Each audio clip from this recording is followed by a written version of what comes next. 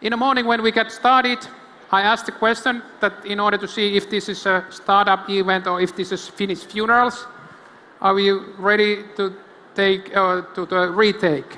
You know how it goes. Everybody in the House of Love say yeah. Oh, it's still Finnish funerals. Let's see at the third time if we get any better. Now I would like to welcome Uli on the stage. And obviously she doesn't trust Finnish people too much because she's carrying her bag around.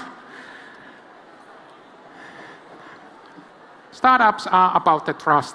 Yes, of course. You are today a second person to talk about crowdfunding. Triangle Venture has had 4 successful funds so far. And now you are taking a leap to the other side. Why on earth? This is because we have a huge passion to get innovative businesses connected with money. And venture capital is, in Europe, a very small resource. From our venture funds, we make 1 investment per year, maybe 2. And that's just not enough to get good companies funded. So in 2014, we decided to add, next to the venture business, a crowd investing business. And here we can get 10, 20, 30 companies connected with investors and money. And we think that's great. And by the way, you are going to get better mic. So you definitely know what is the secret sauce in running a fund. But what do you think? What is the secret sauce in crowdfunding?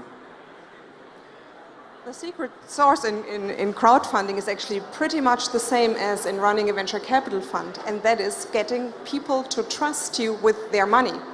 The platform needs to be trusted by the potential investors. The companies that receive the money need to be trusted, and that trust needs to be developed. Without it, no money to anybody. So we are back to the Jerry Maguire. Show me the money and the trust will follow. Show me the trust and the money will follow, but that's fine. All right, stage is yours. Thank you very much. I need... Okay. So, I'm sorry, I have very little opportunity to see the screen, but before that, I'd like to know who I'm talking to. So, who in the audience is an entrepreneur? Hands up. Okay, great. Who of you would hope to see your company more often in the press? I wonder why that's not every entrepreneur's hand did go up to do that. That's surprising. You don't want to talk about your business, the wonderful idea, the great success? Closer. Well, then let's talk throughout my presentation a little bit about what creates success in a company beyond leadership, as we have heard before. I'm coming with a thesis today, and I'd like to be a bit provocative, and that is crowdfunding the new venture capital. Let's look at some numbers first. Crowdfunding has reached over $30 billion in money invested in 2015. And it's a huge growth story since 2012, where it was below 3 billion. It has doubled in the last year, and it most likely will double again this year.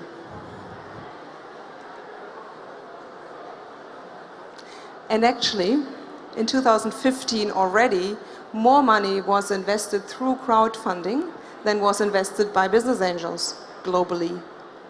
And in 2016, we expect that crowdfunding will reach the volume of global venture capital investments.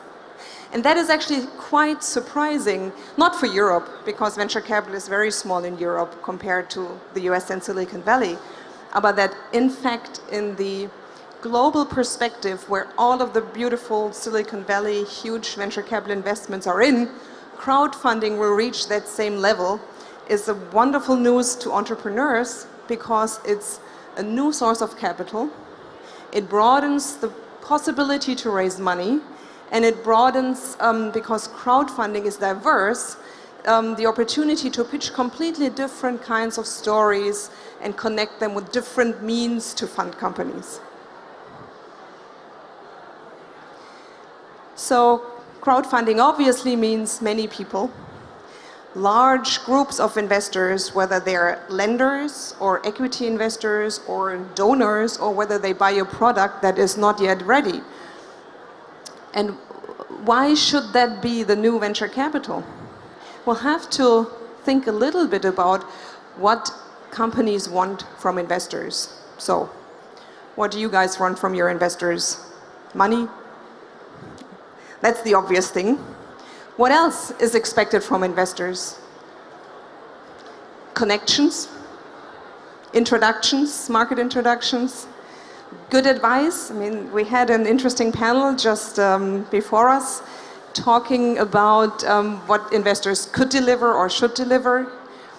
What else from investors? Some feedback about the business model. How about market validation of your business model that is tangible, that is not a one-person opinion, but is a validation of hundreds and thousands of people? That seems to be something that is actually quite neat for a young company, to know that these people give you money because they think this is a great business. And this is not one individual, that's many. So if we look at Europe, of course, as always, our markets, even though we have about the same number of people as in the US, is much smaller. We had about a third of the global volume a little while ago, in 2014. So, sorry, a third of the US volume in 2014, and that has not changed tremendously. So there is some catching up to do. And good news for entrepreneurs, crowdfunding goes into many different areas of businesses. However, with over 40%, business and entrepreneurial activities are the biggest recipient of crowdfunding. Then about 3 billion go into social projects. Then about 2 billion go into art, movies, entertainment. About 1 billion in real estate, and a smaller number into music productions.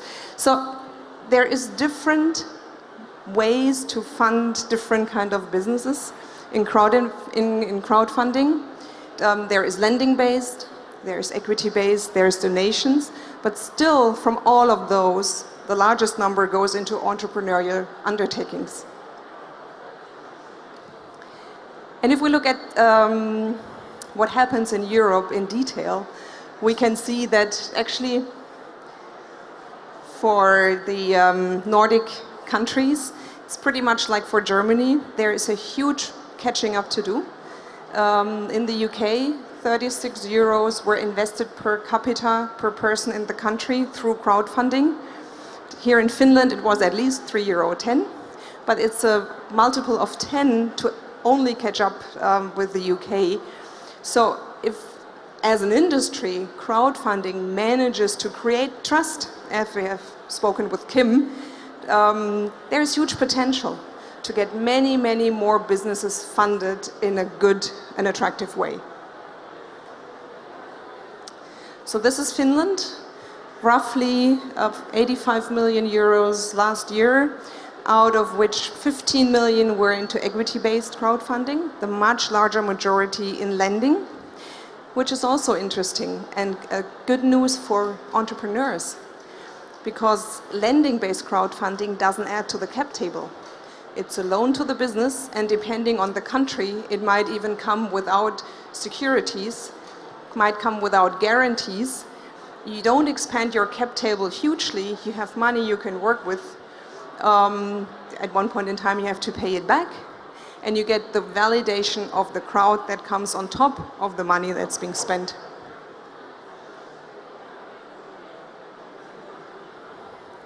So, of course, the question is always asked,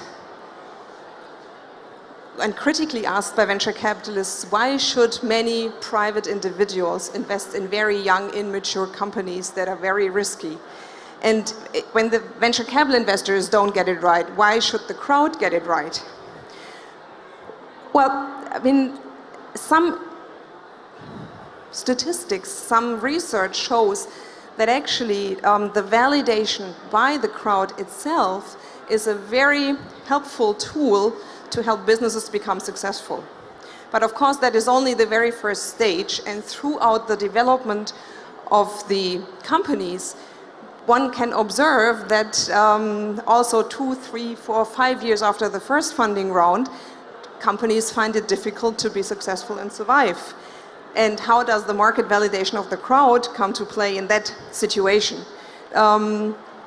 We see a different, and of course that is not creating an impact, but we see different opportunities that are created by investors that come through the crowd, because very often business angels that invest through a crowd investing platform in a company, they become more actively engaged with that business, and they help take the entrepreneur and provide introductions. They help provide feedback to the business. And there is more liberty than with the venture capital investor to take that feedback or to let it pass by. There is, of course, a very important factor in here, and that is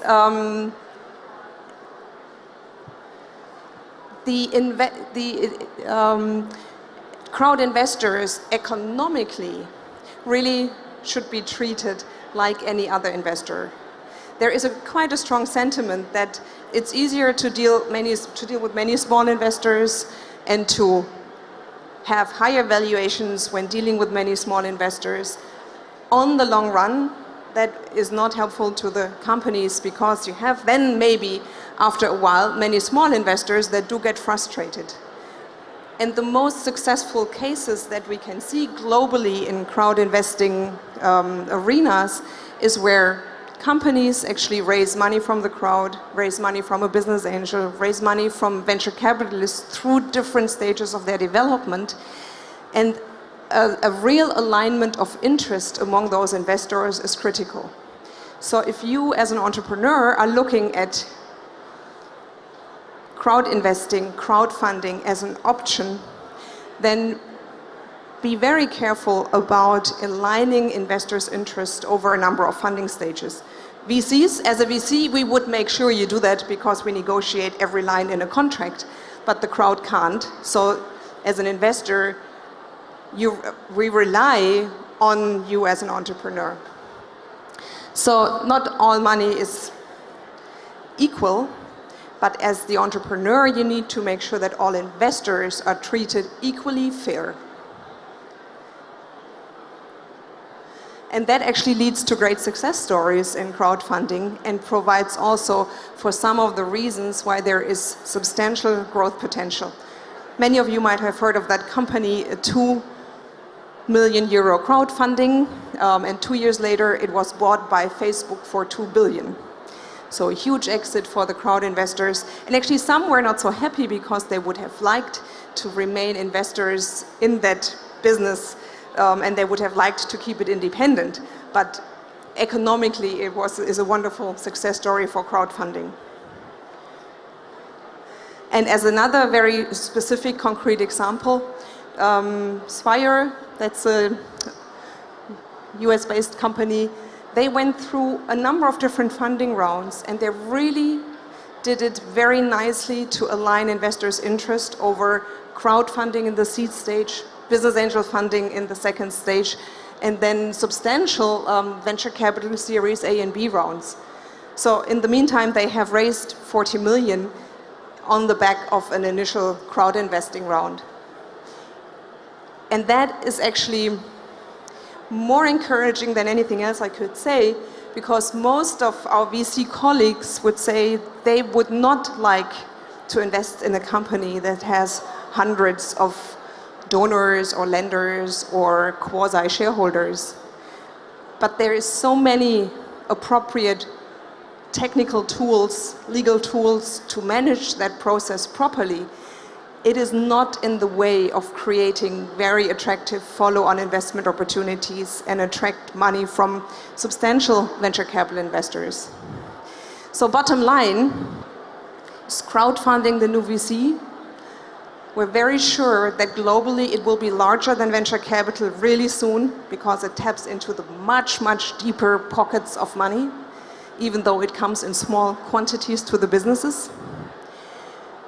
And we're very sure that it will allow many, many more businesses, business models, entrepreneurial ideas to be funded properly. So it's a huge opportunity. Let's jointly tap into it. Thank you very much. And I'm more than happy to take questions.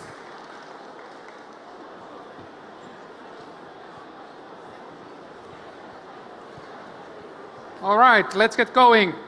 Who wants to be the first? Somebody's waving, but to the wrong direction, unfortunately. There's the first question here. Hi. Are you not afraid that with crowdfunding, because people have no knowledge, and that's why they are not professional investors, and will be picking companies and investments based on marketing more than on real data, due diligence, and all the stuff? Yes, it's a very good question, very relevant question. And I have 3 answers for that. Number 1, German statistics. The crowd-funded businesses' failure rate is only 1/3 of the venture-backed companies' failure rate. So somehow the crowd seems to not take the stupidest decisions. Secondly, yes, it is hugely important to recognize that funding through many people works different than trying to raise money from a venture capitalist. As a VC, we will drill down to the center of the earth and flip over every spreadsheet.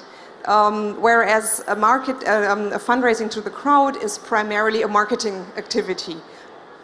And that is why it also helps to position the business, to talk about the business, to get it in the media, to draw public attention. However, the company is hugely responsible for being transparent and talking about the relevant business metrics, KPIs, risk factors to allow the crowd investors to take a meaningful decision. I have a question for you. What is going to happen to the good old due diligence with the crowdfunding? Because VCs, they sank so much money to the due diligence. And in crowdfunding, it's like that it takes care of itself, doesn't it? I would love to have that happen. If somebody of your software entrepreneurs could develop a software that takes care of due diligence, please let me know. I'd buy it immediately. So no, of course, the crowdfunding platform, at least those who take their work serious, they have to do a due diligence. And at our crowd investing platform, Funder Nation, we'll take a venture capital style due diligence and screening process. There's only one exception. What is the exception? The one exception is that if we invest as a VC, we spend an enormous amount of time trying to figure out the future of the company and whether it has a chance to succeed. As a crowd investing platform, we have to make sure that all the facts are presented are correct, that legally, financially, the business is what it is trying to tell it is. But we do not have to buy into the story for the future. We have to make sure that the documentation online is such that the investors can take their own decision whether they trust that business plan going forward. So are you saying that we are not going to get rid of the paperwork? Unfortunately not. I mean, I have the same number of people digging into the past of the companies, making sure that things are what they look to be. All right, I'm not going to get rich in that case. We have a next question here. Hello? Okay. So how do you see the market developing long term? What's the end game? Because we've heard here presentations today from banks, for example, that they are going into crowdfunding, and it's an emerging trend according to the speaker in the morning in the US. You showed us huge numbers. So What's the end game? What's the next stage? What's going to differentiate the ones who succeed with this concept and those who don't? Well, this is, I believe, over time, we'll see many crowdfunding platforms that evolve and quite some of them being successful. If we look at the asset management market in Germany, for example, there is hundreds of thousands of very successful asset management firms allocating money of I think you should come of, bit back. of private people. And because there is such a depth of pool of capital to tap into is one of the main reasons why banks are finding it so sexy to look into crowdfunding related activities. The potential is huge. The only and most important requirement is that the players in that market don't mess up with the trust of their users and investors. So we are back to the trust, money, trust issue. It starts with it and it ends with it. Rasmus has the next question. Yes, hi, Rasmus. Thank you for a great presentation. My question is, how do you see that entrepreneurs should use most effectively these hundreds or thousands of individuals that they have got in and got the money from in a crowdfunding? How should they use this crowd?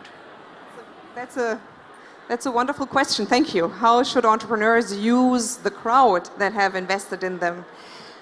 I'd say use them as a multiplier. Use them to talk about your business, how wonderful it is, what it brings to the world, what it brings to their customers.